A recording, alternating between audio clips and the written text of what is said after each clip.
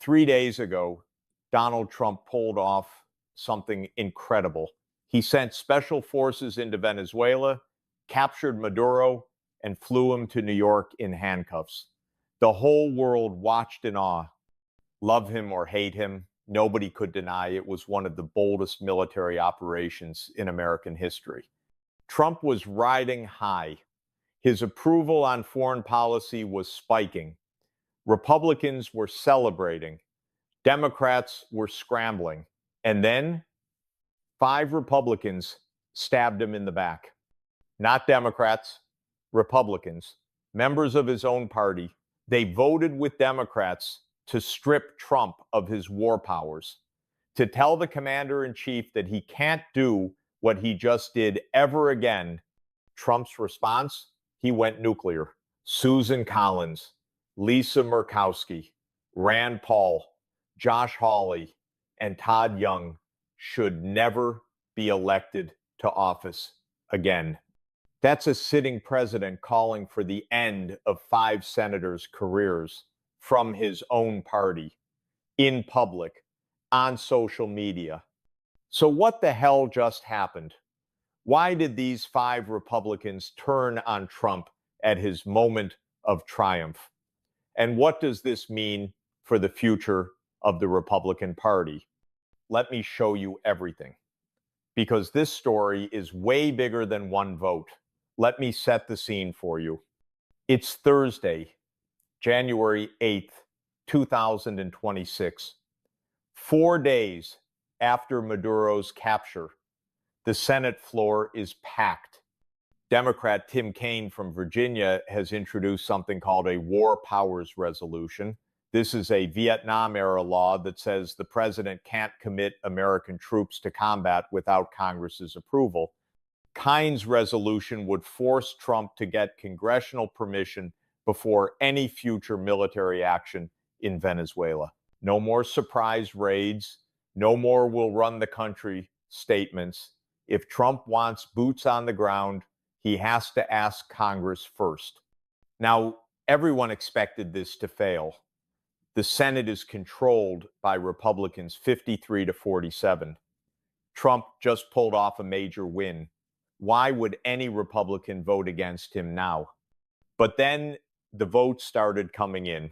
Rand Paul. Yes, okay, no surprise there. Paul has always been against foreign intervention. He voted against Trump's Venezuela policy before. Lisa Murkowski. Yes. Again, not shocking. She's voted against Trump plenty of times. Susan Collins. Yes. Wait, what? Collins had voted against this exact same resolution in November. What changed? Todd Young. Yes. Okay, now this is getting interesting. Young is a mainstream Republican, not a rebel. And then Josh Hawley. Yes. Josh Hawley, the MAGA warrior, the guy who raised his fist on January 6th, the populist hero of the right. He just voted with the Democrats. Final count, 52-47. The resolution passes. For the first time in his second term, Donald Trump just got rebuffed by his own party on a major foreign policy issue. Trump found out about the vote almost immediately, and his reaction was, well, vintage Trump. He grabbed his phone and posted on Truth Social, Republicans should be ashamed of the senators that just voted with Democrats in attempting to take away our powers to fight and defend the United States of America. Then came the kill shot. Susan Collins, Lisa Murkowski, Rand Paul, Josh Hawley, and Todd Young should never be elected to office again. Let that sink in. The President of the United States just publicly called for the political execution of 5 members of his own party, not in a private meeting, not through back channels, on social media, for the whole world to see. He called their vote stupidity. He said they're hampering American self-defense and national security. He said they're impeding the president's authority as commander-in-chief. and he declared the War Powers Act itself unconstitutional. This is nuclear warfare within the Republican Party, and it happened in public, in real time, for everyone to see. So, who are these 5 Republicans who just made themselves enemies of the most powerful man in America? Let me introduce you to the Betrayal 5. Number 1, Rand Paul of Kentucky. Paul is the easiest to understand. He's a libertarian. He's been against foreign intervention his entire career. He opposed Trump's boat strikes in November. He co-sponsored this resolution with Tim Kaine. For Paul, this isn't personal, it's ideological.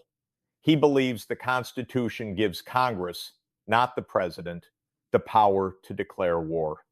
Period. When reporters asked him about Trump's attack, he shrugged it off. On this issue, it's a constitutional debate. What I said to him is it's more of an academic debate than it is an anti-Donald Trump debate. Classic Rand. He's not trying to hurt Trump. He just thinks the Constitution matters more than loyalty. Number 2, Lisa Murkowski of Alaska. Murkowski has been a thorn in Trump's side for years. She voted to convict him in his second impeachment trial. She's criticized him publicly multiple times. She's also one of the few Republicans who doesn't need Trump. Alaska is weird politically. She won her last election as a write-in candidate after losing the Republican primary. She knows how to survive without the party's support. For Murkowski, this vote was easy. She already made peace with being on Trump's bad side a long time ago. Number 3, Susan Collins of Maine. Now, this one is interesting. Collins voted against this same resolution in November. So what changed? Here's what she said. While I support the operation to seize Nicolas Maduro, which was extraordinary in its precision and complexity, I do not support committing additional U.S. forces or entering into any long-term military involvement in Venezuela. Translation, capturing Maduro was fine, but Trump's talk about running Venezuela and putting boots on the ground crossed a line. Collins is in a tough spot. She's up for re-election this year in Maine, a state that Kamala Harris won in 2024. She needs moderate voters, but she also needs Republican base voters. When reporters told her about Trump's attack, she fired back, I guess this means that he would prefer to have Governor Mills or somebody else. Janet Mills is the Democratic governor of Maine who's running against Collins. Collins is basically saying, you want to attack me, Mr. President? Fine.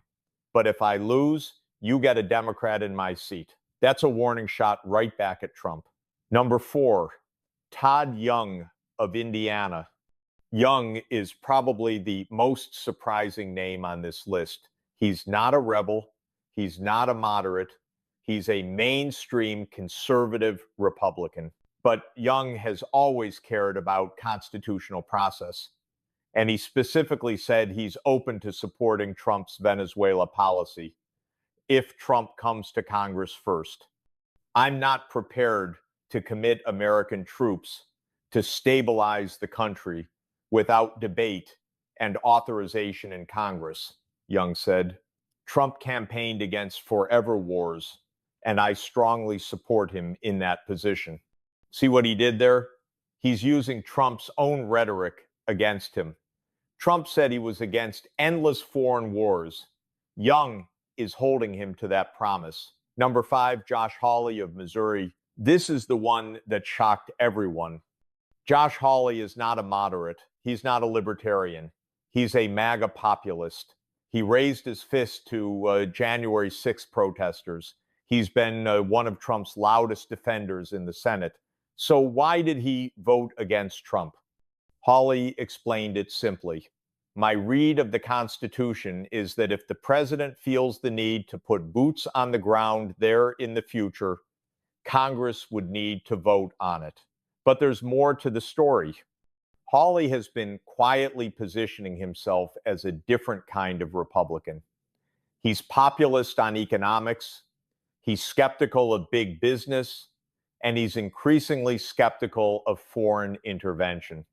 He told reporters back in November that he opposed U.S. government-backed regime change and feared getting drawn into a costly foreign war. Sound familiar? That's literally Trump's 2016 message. Hawley is trying to be more MAGA than MAGA. When Trump attacked him, Hawley played it cool. I understand he's ticked. No president likes the War Powers Act. But here's the thing. Trump's team was already furious with Hawley before this vote. In December, Hawley started an anti-abortion group to push for more aggressive action on the issue. Trump's advisors saw this as a political liability heading into the midterms. So was Hawley's vote about principle, or was it payback? Either way, the relationship between Trump and Hawley just got a lot more complicated. Let me pause here and explain why this actually matters. This isn't just about Venezuela. This is about who gets to decide when America goes to war. The Constitution is actually pretty clear. Article 1, Section 8 gives Congress the power to declare war. The president is the commander-in-chief, but the decision to start a war belongs to Congress. That's how it worked for most of American history. World War I, World War II, Congress declared war. But since Vietnam, presidents have found ways around this. They use military actions and operations instead of formal declarations. They claim inherent authority as commander-in-chief. The War Powers Act of 1973 was supposed to fix this. It says the president can use military force for 60 days, but then has to get congressional approval. But here's the problem. Every president since Nixon has claimed the War Powers Act is unconstitutional. Trump is no different. He said it explicitly in his Truth Social post. So we have a fundamental disagreement about how American government works. Presidents say, I'm the commander-in-chief. I decide when and where to use military force. Congress says, hold on, the Constitution says we declare war. You can't just do whatever you want. This fight has been simmering for 50 years. Venezuela just brought it to a boil. Because what Trump did, sending special forces into a foreign country, capturing its leader, killing over 100 people in the process, that sure looks like an act of war, even if you think Maduro deserved it. Rand Paul put it bluntly. Make no mistake, bombing another nation's capital and removing their leader is an act of war. Plain and simple. So the question becomes, can a president do that without asking Congress? Trump says yes. These 5 Republicans say no. And that disagreement is now tearing the Republican Party apart. Let's talk about what this means politically, because the consequences could be enormous. First, let's look at what happens to the resolution itself. It passed the procedural vote 52-47. Now it goes to the full Senate floor for debate next week. It will probably pass there too. Then it goes to the House. And this is where it gets interesting. The House already voted on a similar resolution in November. It failed, but only by a narrow margin. And that was before Trump captured Maduro and started talking about running Venezuela. If enough House Republicans get nervous about endless foreign entanglement, this thing could actually pass both chambers. But then what? Trump would veto it, and there's no way Congress has the 2/3 majority to override a veto. So in practical terms, this resolution won't actually stop Trump from doing anything. But that's not really the point. The point is that Republicans just publicly broke with their president on a major issue. And Trump just publicly declared war on those Republicans. That creates a dynamic that could reshape the 2026 elections. Think about Susan Collins. She's in the toughest reelection fight of any Republican senator. Maine is a purple state. Democrats are throwing everything they have at her. Trump just told the world that Collins should never be elected again. Now, Collins has two options. Option one, grovel, apologize, get back in Trump's good graces. But that makes her look weak to the moderate voters she needs. Option two, stand her ground, use Trump's attack as proof that she's independent. But that risks losing Trump's base in the primary. It's a no-win situation. And Trump just made it 10 times harder. Now multiply that by 5. You have 5 Republican senators who now have to figure out how to navigate Trump's wrath while also doing their jobs. And here's the thing. Other Republicans are watching. If Trump successfully destroys these 5, it sends a message to everyone else. Don't you dare cross me.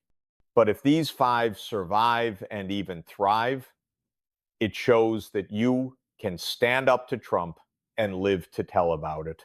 The 2026 midterms might come down to which narrative wins. Let me zoom out for a second. What we're watching here isn't just about Venezuela or war powers. It's about the future of the Republican Party. For 7 years now, the GOP has been Trump's party. He dominates the base. He controls the primaries. He sets the agenda. Republicans who cross him get destroyed. Just ask Liz Cheney. Just ask Adam Kinzinger. But there's always been a question lurking in the background. How long can this last? Trump can't run again in 2028. He's term limited. At some point, Republicans are going to have to figure out what they stand for without him. And that's what makes this vote so interesting. Look at the 5 Republicans who voted against Trump. Rand Paul represents the libertarian wing. Small government, non-intervention, constitutional purity. Susan Collins and Lisa Murkowski represent the moderate wing, bipartisan, pragmatic, focused on governance.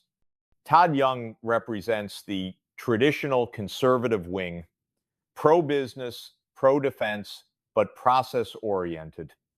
And Josh Hawley, he represents something new, a post-Trump populism that's economically progressive and socially conservative, but still skeptical of foreign adventures.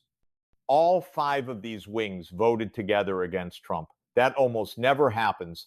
It suggests that even within the Republican Party, there are limits to what people will accept.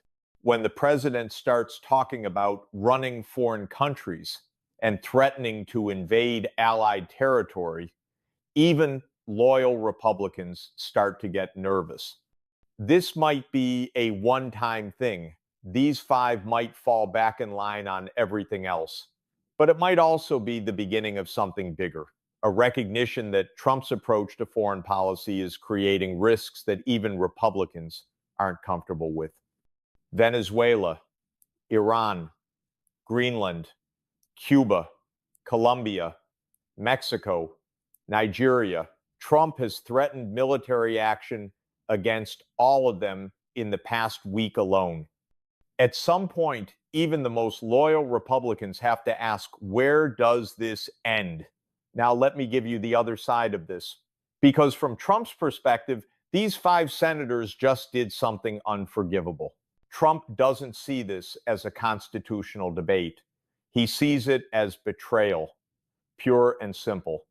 He just pulled off one of the biggest wins of his presidency. He captured Maduro. He showed the world that America is back. He proved that he's willing to use power in ways that other presidents only dreamed about. And in his moment of triumph, 5 members of his own party voted to embarrass him. They sided with Democrats. They questioned his authority. They gave his enemies ammunition. For Trump, That's not principle. That's treachery. And if there's one thing Trump believes in, it's loyalty. Not loyalty to ideas, not loyalty to the Constitution, loyalty to him personally. When you're loyal to Trump, he rewards you. When you betray Trump, he destroys you. That's why his response was so scorched earth. He didn't say, I disagree with their vote. He said they should never be elected again. He's putting every Republican on notice. Cross me, and I will end your career. And here's the scary part. He might actually be able to do it. Trump controls the Republican base. In most states, a Republican can't win a primary without Trump's support. And Trump has a long memory. Susan Collins is up this year. If Trump campaigns against her, she could lose her primary.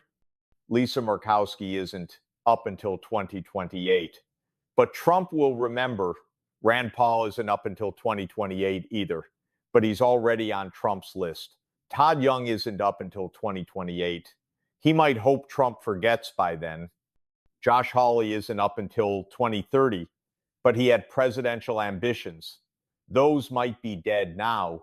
Trump is basically telling every Republican in America, this is what happens when you defy me. Even if you're right, even if the Constitution is on your side, I will destroy you. That's a powerful deterrent. And it's why most Republicans fall in line even when they disagree. So where does this go from here? In the short term, the War Powers Resolution will get debated next week. It will probably pass the Senate. It might even pass the House. Trump will veto it. Life goes on. In the medium term, Trump will keep doing what he's doing in Venezuela. He's already said the U.S. will run the country. He's meeting with oil executives about taking over Venezuela's petroleum industry. There's talk of American boots on the ground. None of that will change because of this vote. Trump has the power, and he's going to use it. But in the long term, this vote could matter a lot. It shows that Trump's control over the Republican Party isn't absolute.